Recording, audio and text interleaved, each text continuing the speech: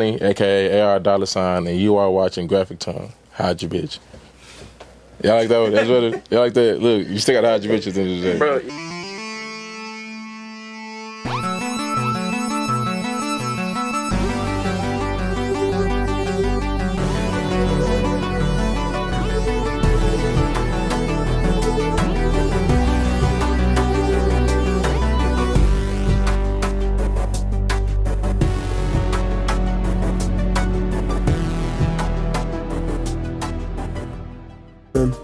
This is Graphic Tongue. Okay. As you know, and we here with Armani. Yes, sir. You know what I'm saying? AR$. Yes, sir. Yes, sir. You know what I'm saying? You're the first one to get it right, man. Appreciate it. Appreciate you. But we're just gonna open up with about you. You know what I'm saying? Just your background. Okay. Just tell us like a little bit about Armani. Okay. Well, I wasn't born in Texas. I was born in Baltimore, from Baltimore, Maryland.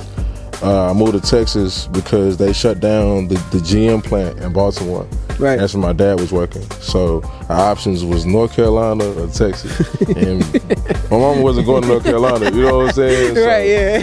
Came to Texas. Like I moved to the east side of Arlington. Okay. And so I was there. I stayed on the east for like 5 years. Mm-hmm. I moved to the south, and that's why I pretty much like I became me. You know what I'm saying? I moved to the south about 2006. And yeah. And then I want to say I started rapping. I started freestyling when I was in high school. Okay. So, and that's really how I started rapping. But that's not how I got my name though. So. Yeah. Talk about your name. We just need to talk about that. So niggas in the street call me Blaze. Like, you know what I'm saying? That's how people address me. But like everybody think it was on some rapping shit. But I started smoking like junior year of high school. And so I had a Spanish class, 4th block. And so it was this white guy in my class. He was like, "Bro, you're blazed." You know what I'm saying? I was like, "Damn, like that kind of sticks." You know what I'm saying? I fuck with that. And so I had a partner named Derry. He was like, "Bro, why don't you just go by Blaze?" I was like, "You know what? You on to something, my boy." Facts. You know what I'm saying? Yeah. So I just I ran with that, and me and my partners dropped a mixtape when I was a senior in high school. It's called The Freshman. Shout out Shane, shout out Xavier. We dropped a 14 track. We was just jacking for beats, just freestyling, you know what I'm saying, hopping on different beats. And we this is when the Highlands first opened up. Mm-hmm. So we pressed up like 150 CDs and just hit the Highlands, man. Just pass them out. I ain't charge people or nothing, but I was just passing them out, just fuck with me. You know what I'm saying? That's just kind of how I hit the scene. Okay. Yeah, that's crazy. You know, I was, when you said about pressing up the CDs, I think back to when my brother first made his first tape. It was his friend went to Mediatek, and they recorded and they pressed the CD, and it's like it's such a crazy thing to think about nowadays in a digital age, where we're not pressing CDs, we're just putting it on streaming platforms. You know what I'm saying? And I think that's taken away from a lot of artists getting more money, in my personal opinion.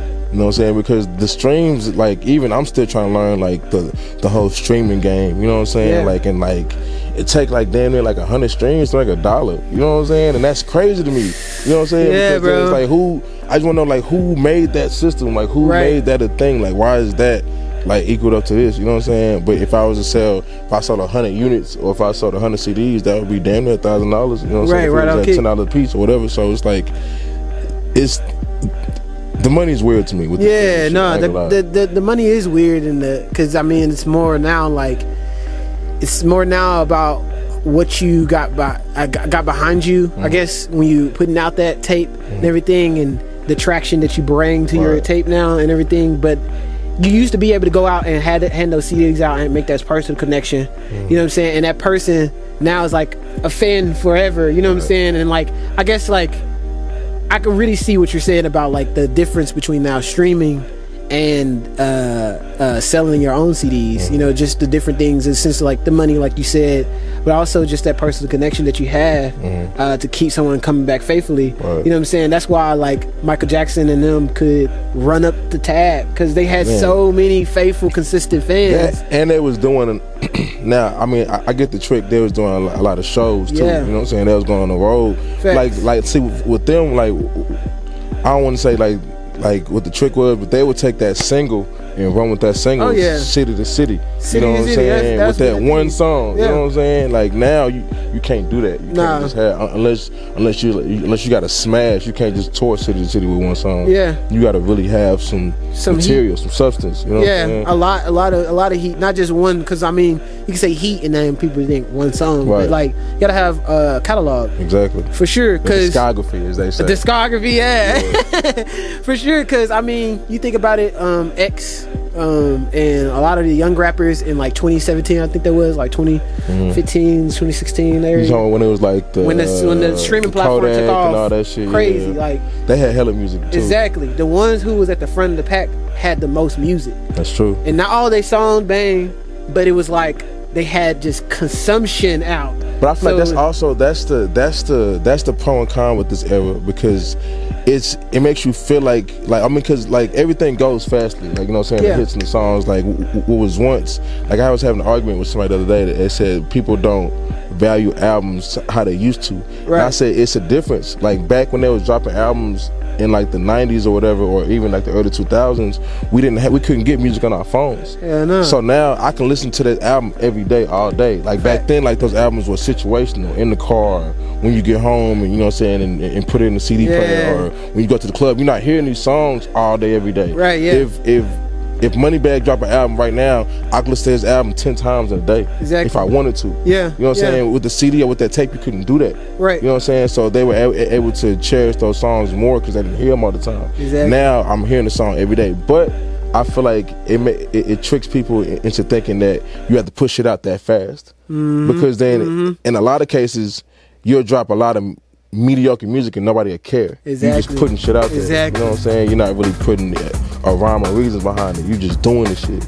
And that was most of my problem with a lot of the 2015, 2016 era, was because a lot of people were putting out a lot of music, like music after music, but no one were caring about the text. Right. They weren't caring about the specs on it. They were just putting it out, which I love that energy, because it's a raw energy, and it's an energy that sometimes works on the song and everything, but sometimes it's just like the song is just not.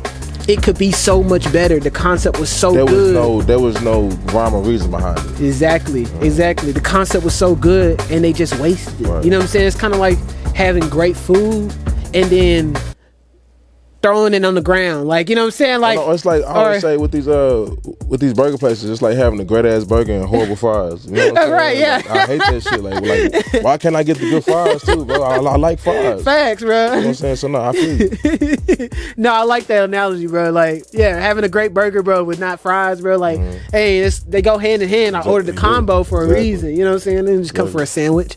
But yeah, bro, I definitely get that, and I definitely feel that a lot of times with this like new usher in of streaming of music is definitely has changed a lot of things. But I think now more than ever, we have to show how much we can adapt. And when I say we, I mean the people who care about that. You know what I'm saying? Like we were just talking about, care about putting in the time and the efforts to make sure the song is hitting right. You know what I'm saying? Putting in the time and effort with our lyrics, putting in the time and effort with the concept and everything. The people who are still trying to grind it out, not trying to get a one-hit wonder, I think we have to just adapt and get smarter. And I think this is the exciting time to be alive right now, because this is when the innovation happens.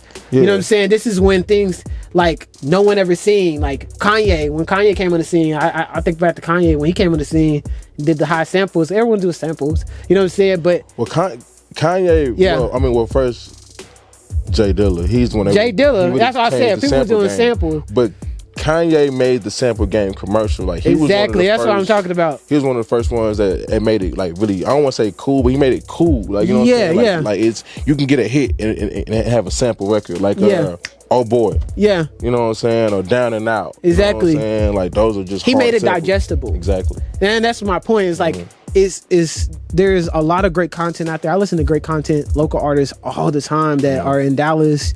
There's some not in Dallas, some in Chicago, some in, I listen to a lot of artists and they have great content. I think what it is me as a music lover, I can digest it. But my friend who's not a music lover can't, because it's too much on their plate. So learning how to not shrink our work, but learning how to make it digestible. I feel like that's also on the blogs, though.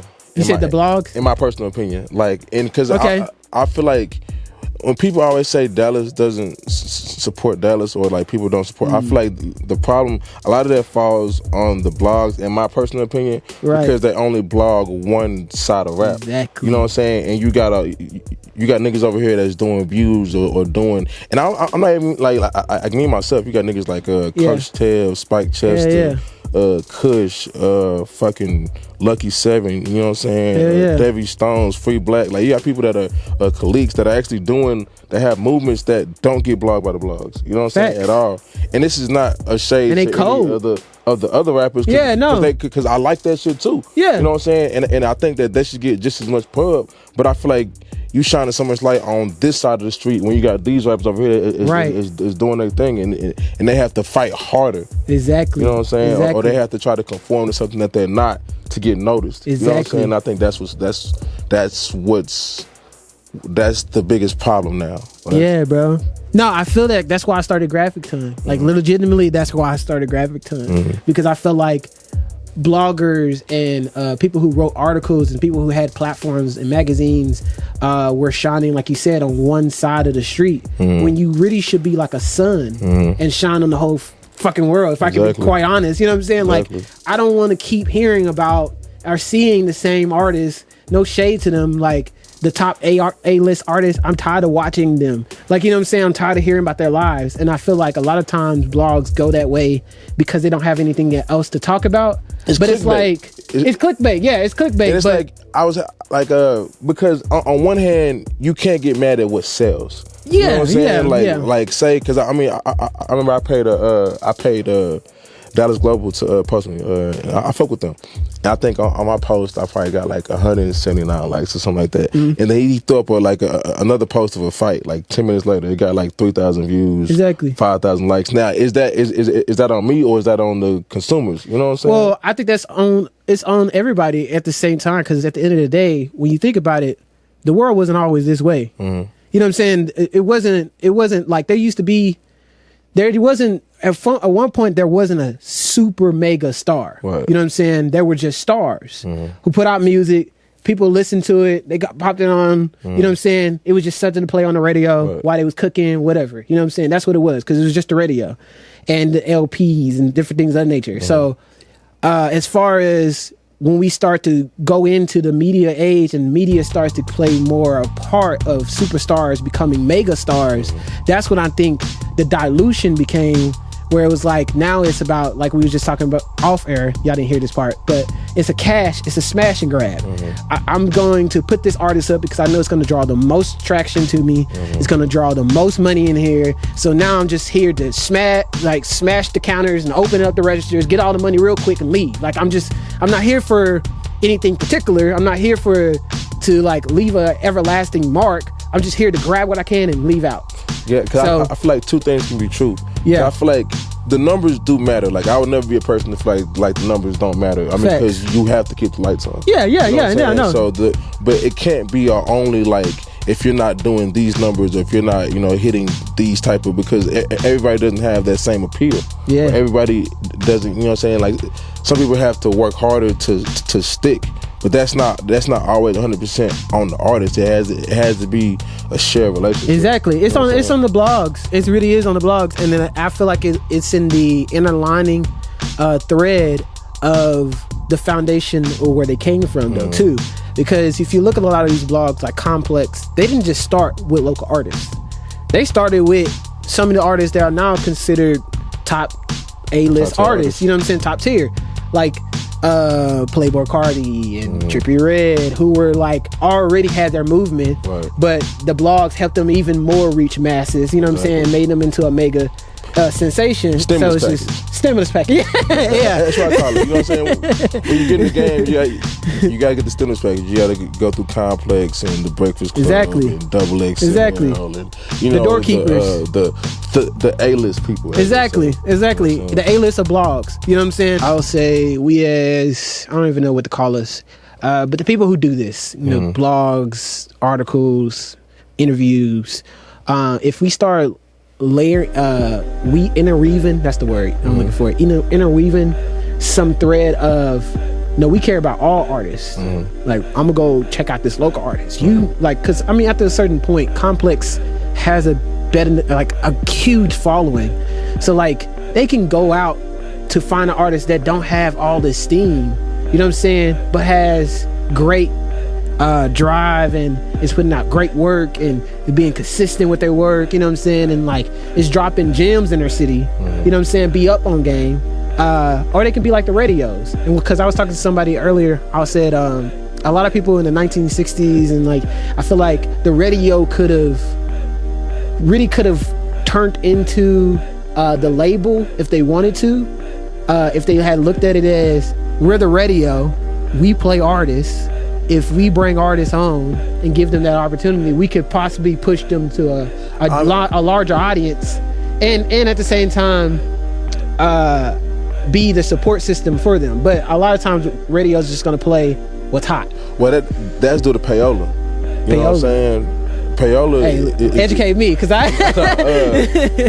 they're like the boogeyman behind the door. You know what I'm saying? Like, they're the ones that get everything played. Like, you know what I'm saying? Like, they are like the radio business in a sense. Right. You know Okay. Like, so if like a lot of labels will pay, you know what I'm saying, them to get their shit spun all day. You know what I'm saying? That's why when you heard what's that one song, Megan Thee Stallion, Captain Hook, when you heard that 6,000 times on the radio, it wasn't just because, or I learned it wasn't because that's all at the radio play. They're being paid to play the song 20 times a day. That's a part of the income that's coming into them. You know what I'm saying? So they can't. It's hard to be your own label when you're getting paid by the labels. You know what I'm saying? Exactly. Like so you can't.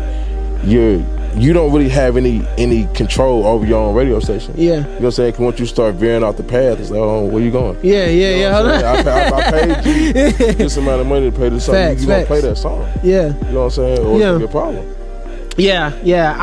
I definitely agree. And that's why I said the interweaving of the foundation of which was But you still got something that's raw. You got Sirius XM, you got 997 in New York, you know what I'm saying? What is it?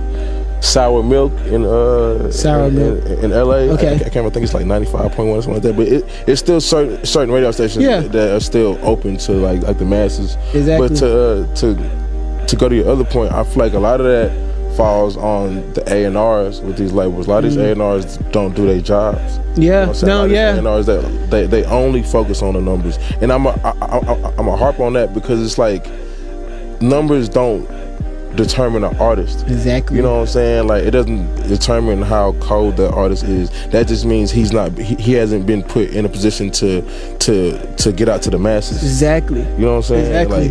Like, he's still in his neighborhood, but he got it. You know what I'm saying? He just haven't figured out how to get out of his neighborhood yet.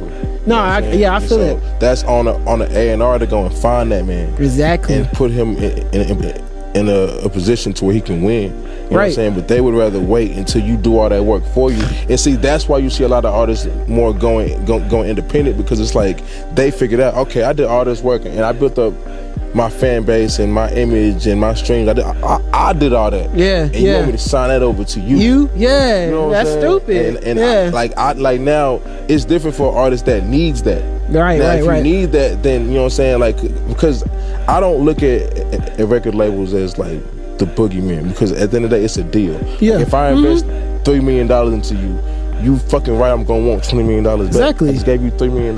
Exactly. Of course, naturally, if I invest into anything, I'm gonna want money back off of it. But it's just about the leverage and how you go about it. You know what I'm saying? Like, I feel like it's some people that get mad. Like, it's a lot of artists go and fuck the money off. Yeah. They go to the club, they go to popcorn, they fuck the money off, and then they go scream at the label like it's the label's fault. No, it's your fault. You smoked the money up. You did that. They didn't do that to you. You didn't budget it. Yeah. No, I feel that.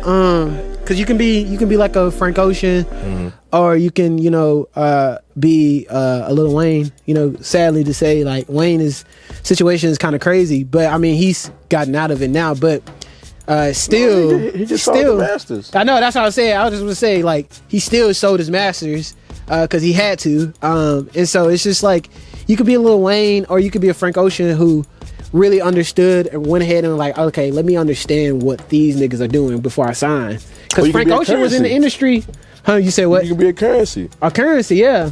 Currency is probably one of the only artists that still does distribution deals. Like he ain't got no label. You know what I'm saying? He's had Jet Life Records for like 6 years now. Yeah, I think the last deal he was gonna do was gonna be with like Dame Dash. Yeah. And then that fell through because he ended up getting a deal with like Capitol Records or some shit like that. Facts. And then he just stopped fucking with it like all together. He just went independent. You know what I'm saying? Because he realized like he has a fan base already. Like I don't need you. You don't need him I can after a while. do $500K in a month. Exactly. You know what I'm saying? Without you. Right. You know what I'm saying? But like now everybody doesn't have that ability. You know what I'm saying? Right, yeah. Just recognize your situation, you know what I'm saying? But I feel like that is very doable. It's very attainable. But even him, he was signed to Cash Money. Yeah. It was like 2007 or something like that. Back when it was him, Gutter, all them niggas, you know what I'm saying? So it was just it's possible. No, I definitely think it's possible, man. But going back to your other point that you were saying about the ARs, I had that thought this in my head. I was like, they got to be less of a Nick Fury and be more of a Dr. Xavier. You know what I'm saying? Dr. Xavier was tapped into the Cerebro, so you know. He found me like, you know what I'm saying? The smallest places of the world. No, exactly. Nick Fury comes up because I heard about you and I heard you saved the day, you know what I'm saying? And I want to offer you this, you know what I'm saying, a job that work for me. It's like, I've already, like an Iron Man dude, like Iron Man was like, nigga, you know who I am? I'm Iron Man. I'm Iron Man, I don't need that. I'm good without y'all. I was doing all this without you. I don't see why I need you. And actually, they even showed the Avengers didn't need each other. Yeah. Man, I seen somebody say on Twitter, Tony Stark had him in the 360 deal. That shit. On the Leo said he really did, man. Fucking Captain America died, all that shit happened for no reason, man. That shit bro, I'm telling you, bro, that's crazy, bro. That's funny as heck, bro. God dang, you saw that on Twitter? Yes, that shit on Twitter. Bro, Twitter is like the Wild Wild West, bro. Like literally, it's the untamed world. Bro. Twitter is also the fastest news source in the world. I bet, man. Like I tell people this all the time. I say, if you want to know everything early, go to Twitter. You want to know things secondhand, go to Instagram. You want to know things late, go to Facebook. Facebook like, gets everything 2 weeks later. Exactly, bro. Like Facebook find out about stuff. It's like, oh, what? It's like Facebook is like that uncle that doesn't have social media that'll tell you a joke that he heard at the corner store that you seen on Twitter 2 weeks ago. I seen that already. Bro, right. That's why a lot of parents be showing you videos and you be looking at them like, I seen that. I seen that like a month ago.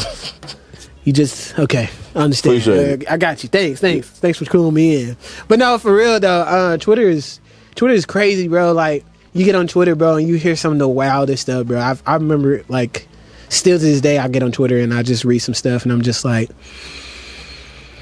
what made you think of that? Like, why'd you get out your bed today and thought, oh, I'm gonna tweet this. This is what I'm gonna write. Like you had to write that down, type that out, read over it to make sure it said like what you wanted to say, and then tweet it. Like, so all through your train of thought, like nothing stopped you, anything. Like. I think that's the up and downside of social media because it's allowed people to think that their opinion is right. Exactly. It's like you're allowed to have your opinion, but that doesn't mean that it's a fact. Exactly. You know what I'm saying? It doesn't mean that you like that's just how you feel. Yeah. You know what I'm saying? But it's social empowerment, and I appreciate it, but I feel like it's not for.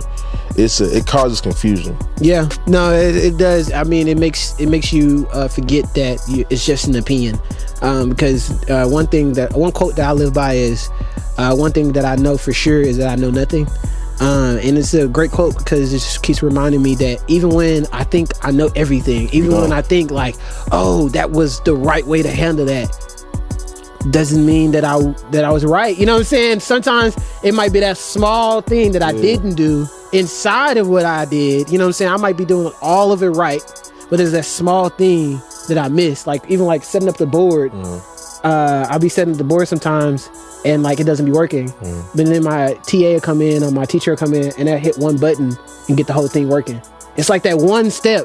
So it's like you got to keep that in mind that sometimes you missing one step and you don't realize it. Hey, you know what keeps me humble? What's that? I always I always sit back and think like we've only discovered 20% of the ocean. That shit always fucks with me, bro. You know what I'm saying? Like, it's a whole just body of water out there that's just sitting. We don't know what the fuck is. Bro, it could be sharks fighting aliens out there. We don't know what the fuck going on out there, bro. Like, Godzilla, guys. You know what I'm saying? No, for real, it could really be Godzilla out like, there. For real, though. And nobody, like, we don't have the technology to venture out far enough to see where the ocean even ends. Exactly. You have no idea. That is creepy. But we're going to cut it right. And I just want to ask you about what does your work aim to say? Like, what is your message? We talked a little bit about substance before, so I'm kind of curious about what your work aims to say. That's a good question. Nobody's ever asked me that before. I kind of just want to speak for the everyday person. Well, I mean, I feel like I was talking to my mom about this the other day. I feel like, you know, because I'm from the suburbs. I'm from Arlington. You know what I'm saying? I grew up in a nice house, but we're first generation suburb. You know what I'm saying? Yeah. Like, my mom's had never lived in the suburb before. My dad never lived there before. We, you know what I'm saying? Me and my sister had really just moved there when we was like 8. So what people have a perception of what it's like and what we're actually like is two different things. Like, you know what I'm saying? We're not it's just not what people think. So I think I can, my music levels with anybody.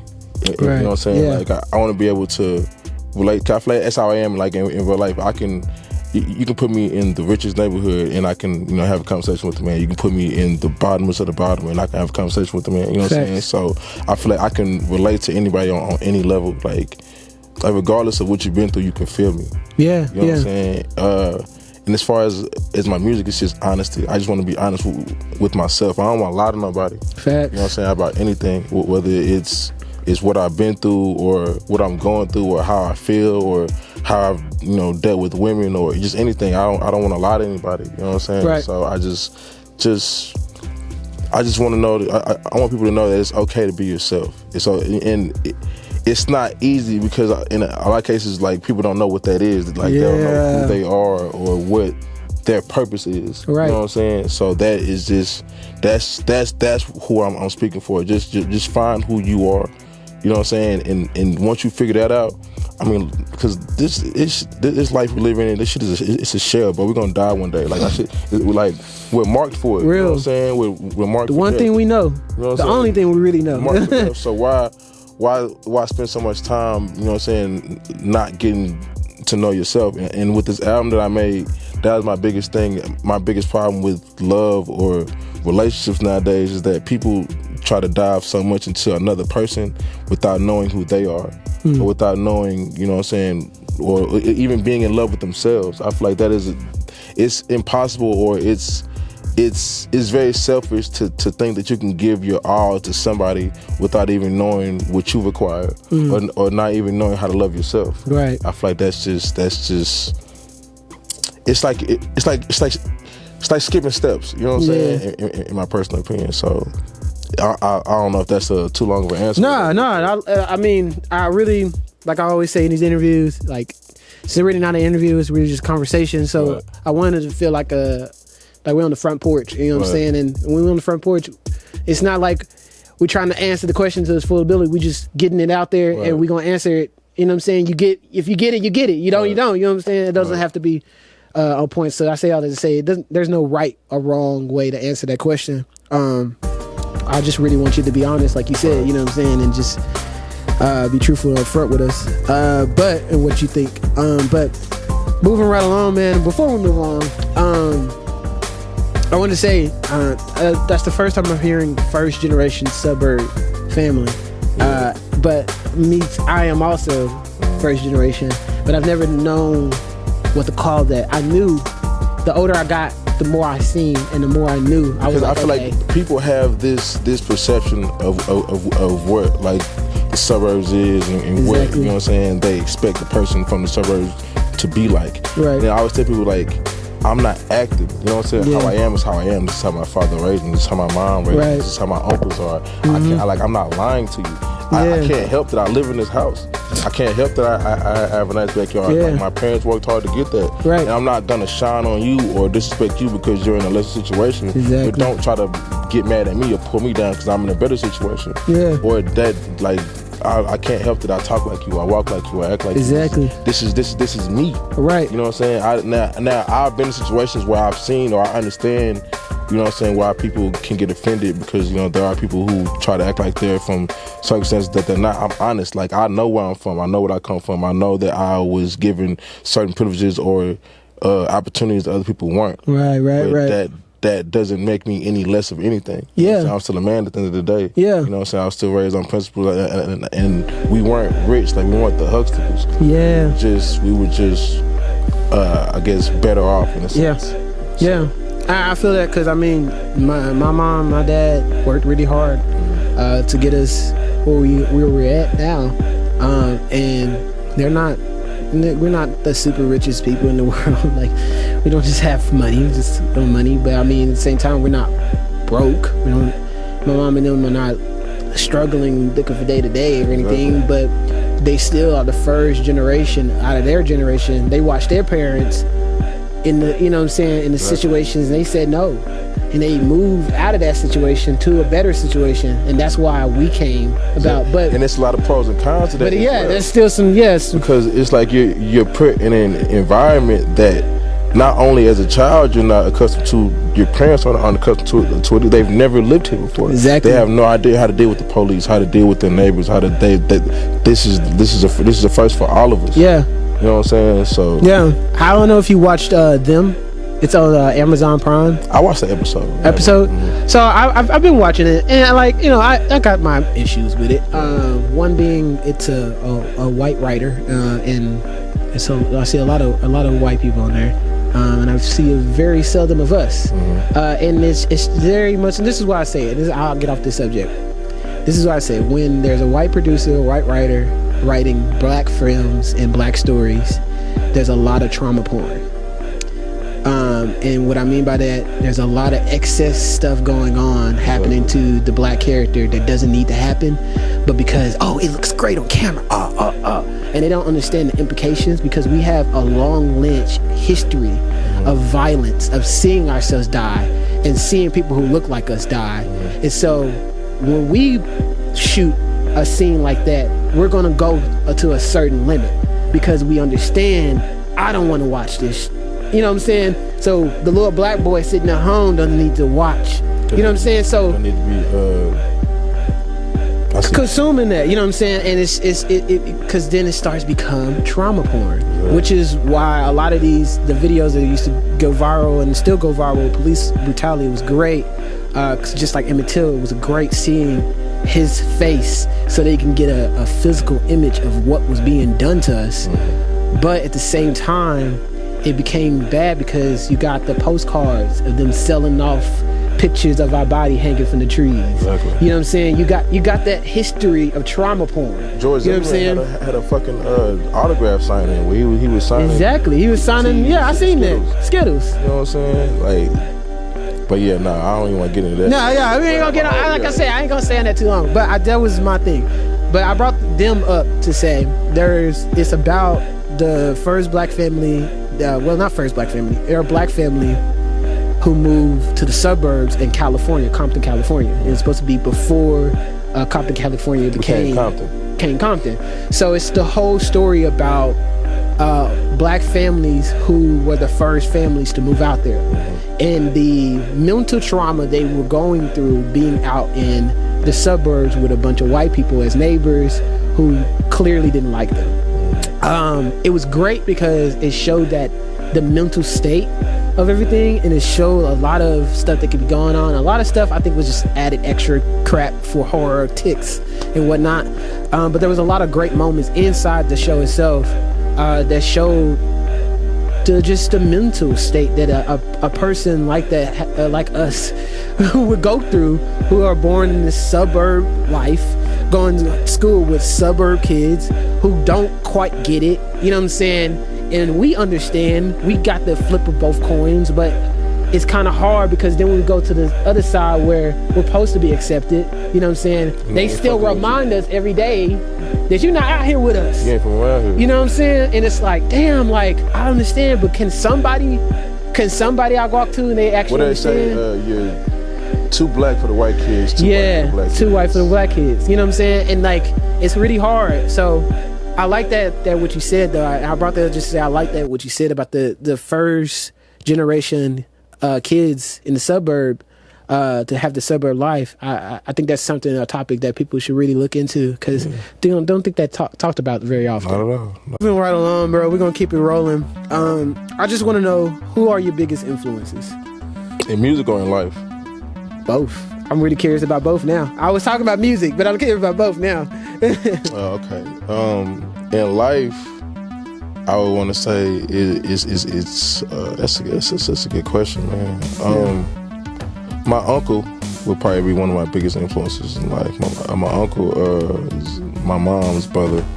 He did 5 years in Broadway prison, which at the time in the 90s was like one of the toughest prisons in the world. So when he came out, like, he liked the mayor in the city. Like, my parents, my mom was from Patterson, New Jersey. So like, where she from, like where they from, like he that nigga, like, you know what I'm saying? Like, you got to check in with my uncle type shit, you know what I'm saying? So just how he carried himself or whatever, and I mean, he just a regular, you know, I don't want to just clap, but he just a regular guy, but just like the way he maneuver, he stood for something, he stand for something, you know what I'm saying? And I just always appreciate how he never wavered on anything, you know what I'm saying? If he felt any way about something, that's how he felt. You know what I'm saying? He gonna tell you how you feel, you know what I'm saying? He never hit his tongue for nobody, police or nothing, you know what I'm saying? And I always respected that. When it comes to music, I'm influenced by everything, bro. Honestly, this past week I'm listening to Panic at the Disco. Okay, yeah. I listen to everything, bro. I listen to Nirvana, Meek Mill, fucking Kalani. You know, anything. I listen to anything that it sounds good. I have a variance of sounds. I like reggae music. Yeah. So I wouldn't say there's one artist in particular. Yeah. If I had to just pinpoint one, like maybe Starlito. You know what I'm saying? Just because he's a person that I feel like he's one of the few rappers I feel like was talking to me. Right. You know what I'm saying? Like when he was going through whatever situation he was going through, I'm like, damn, bro, we cousins or something. Like, I feel like I seen you yesterday while you rapping that shit. So, but I mean, I'm influenced by everything, man. Like, I mean, Jay-Z, Jadakiss, Meek Mill, but I also grew up in the South, so Webby, Boosie, fucking T.I., Future. You know what I'm saying? Like Scooter. I have a mixture of everything. I listen to everything. I like jazz music. Yeah. I like Mozart. You know what I'm saying? I like Frank Sinatra. You know what I'm saying? I like all that shit, man. Facts. I feel you collective of music. Exactly. Like I truly like. I feel like music is like water. It's like it's essential. Like I need music. I could, if you was to lock me in a cabin for 4 weeks and you ask me like, what would I need to survive? Give me unlimited music and a lot of weed. And of course, water and food and shit. You know what I'm saying? But just give me music and weed. I don't need nothing. I don't need nobody or none of that shit. I'm good. I will sit right there in that room, in that cabin, and relax. Exactly. But that's just music in general. That's what influences me. Facts, bro. I like that. A lot of times, that'd be the best way to be as a musician, because when you're creating, you can pull from so many different places. Exactly. And I think a lot of times what happens with like a lot of rappers and artists, not just rappers, artists in general, the reason why they lose drive or lose passion is partially because of the industry and everything that they go through there. But other part is because they fulfilled all their influences' dreams. Like once you fulfilled the dream of your influence, like I've figured out that sound that so-and-so was doing, you know what I'm saying? And like what else is there to do? Like the inspiration that was clicking them and sparking them is kind of like halfway gone already, because now they're kind of like trying to figure out their next move. Are they trying to top that last song or something like that nature? And so I feel like that goes back to your point earlier where like people aren't putting their all into it anymore. Exactly, yeah. Like, I feel like that's why people are so connected to like the oldies, like the, you know what I'm saying, the Earth, Wind and Fires, the Luther Vandrosses, the Isley Brothers, because they paid so much attention to the instruments, to everything that was going on, to the background, to the ad-libs, to the bridge, to, you know what I'm saying, the lyrics, what they saying, you know what I'm saying, how they were saying it. Like, they really put, you know what I'm saying, their all into it. And I feel like in some cases, some artists still do it, but I feel like that's kind of a lost art in a sense. You know what I'm saying? Like people don't really put for real. their all into like they'll go one or the other. Like they'll dive all the way into the production and kind of neglect the lyrics. Yeah. They'll dive all the way into the lyrics and yeah. So it's very few artists that have that balance. Exactly. Which is why I think in today's time it's very important for you to learn both sides of the coin. Because if you do want to know one side, you 9 times out of 10 fall deeply into that side, which is not bad. It's just like we started this when we started Graphic Tongue. We was talking about being a jack of all trades and talking about the importance of that. And a lot of our artists that we had on, and when we asked that question, they were just saying like being a puzzle piece to the situation, which puts you in different rooms. I think a lot of people want to be rappers or want to be singers or whatever, because they see the room, like this studio room that we're in right now, and they think, oh, they're in there smoking, music's bumping, they do this every night, they stay up until 2 o'clock in the morning, 3 o'clock in the morning, they got the bottles and the girls in here, what, it's crazy, this is what they do every night, they got jewelry, they got the, you know what I'm saying, and it's like, hold on, so what is it truly about now, you know what I'm saying, like, is it about the music? You know what I'm saying? Because if it's truly about the music, you'll understand the importance of every aspect of it. But if it's about one thing more than other, because some people, it's not even about that. It's about, I just want to make some money, bro. Like, they out here getting money, bro. I feel like I can. But, okay, now when you look at your music, I can tell what is more important to you. Because if you're a person who's like a Michael Jackson, I could tell every little detail, minute thing was important because everything connected, like the MCU today. You know what I'm saying? Like Marvel, everything connects. They can take the smallest thing from movie Iron Man 1 and bring it back up because everything that went into Iron Man 1 was so minute, and they chose every little thing. There was a reason and a purpose behind every little thing. And it's like now a lot of artists are just like, they're either like, I'm really money hungry, so I got hard lyrics, what's the use of learning production? I'm just gonna be hard on my lyrics and I'll let somebody else mix my stuff. And then somebody's like, I got hard on production, my lyrics are okay, you know what I'm saying? So I'm gonna spit out all these hard ass beats with like minute lyrics, you know what I'm saying? They can go deeper, they can go further, but I'm not gonna even try to discover that because it's not about that for me. So I think it really ties into what it's about for the artist, because that's the ultimate drive at the end of the day. It's what is about your why. You know what I'm saying? We used to get asked all the time when I did speech and debate, what is your why? What is your why?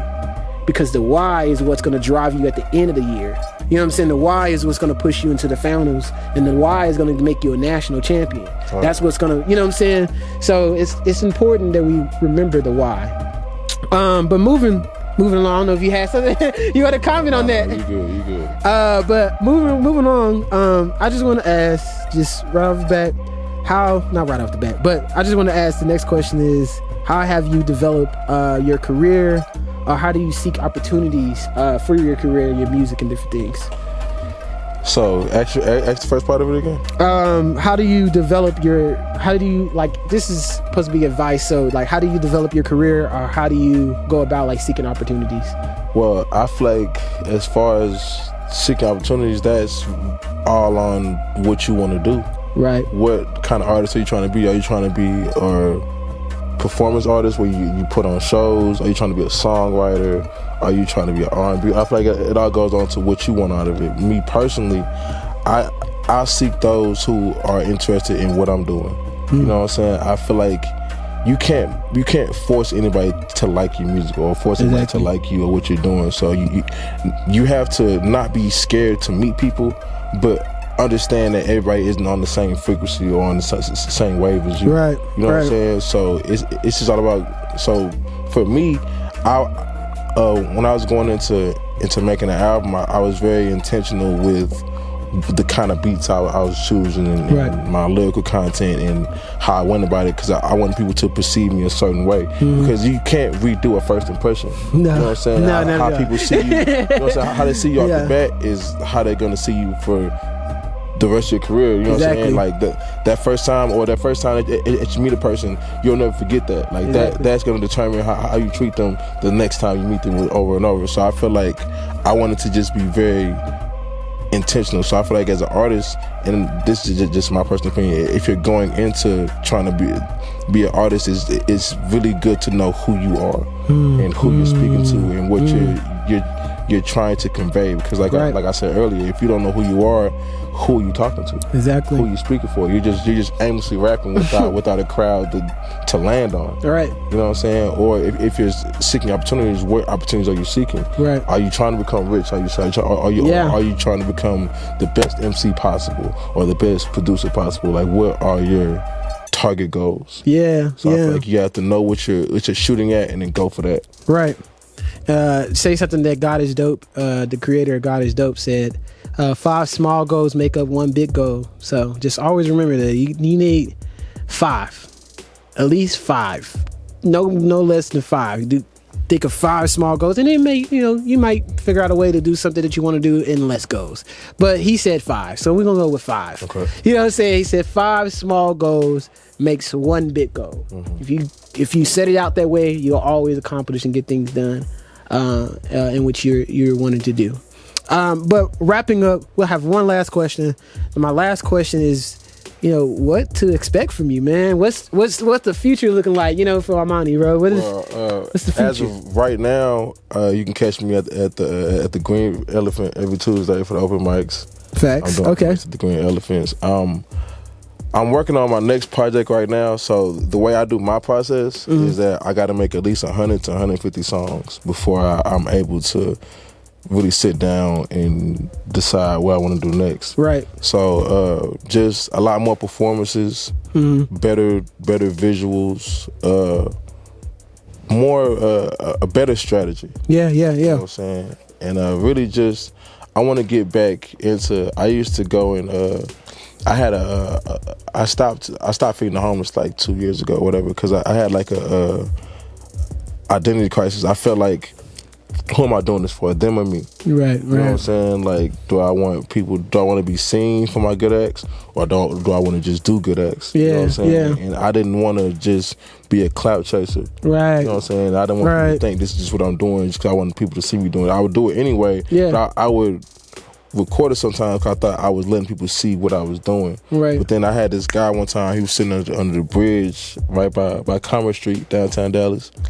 And I was walking up to him. I had apples, crackers, and shit like that. He got mad at me. You know what I'm saying? Like, cause at first he seen the camera. He wasn't fuck with the camera. Right. But then he got mad, and cause he was like, man, I can't eat that shit. And he threw it. And I'm like, man, what the fuck is wrong with you? Yeah. But dude was like, from the crowd, he was like, man, I can't eat that shit. And he didn't have any teeth. You know what I'm saying? He real life couldn't. He like what the fuck I'm gonna do with an apple? You know what I'm saying? Right. I was like, bro, and I should have asked him. Yeah. I didn't even think to ask the man, like, you know what I'm saying, like, or just in general, cause they don't get proper dental hygiene or dental care. So I didn't even think that was a problem. Yeah. So just in general, I want to get back to that, but just being more intentional with it. Facts. I love that, man. We really do need to help out the homeless. I know they have this foundation right now where you can help sponsor like a homeless town. It's called. It's right now. I know it's in California, and I think they're working on getting one in New York. But they're trying to go global. So that's something that I think people should check into and definitely pitch in some money, bro, because we got to get them out the street, man. It don't make sense for a lot of them to be on the street like that. And a lot of them are war vets. A lot of them are very people who just have mental crisis that got them on the street. It's not even like I'm just don't work.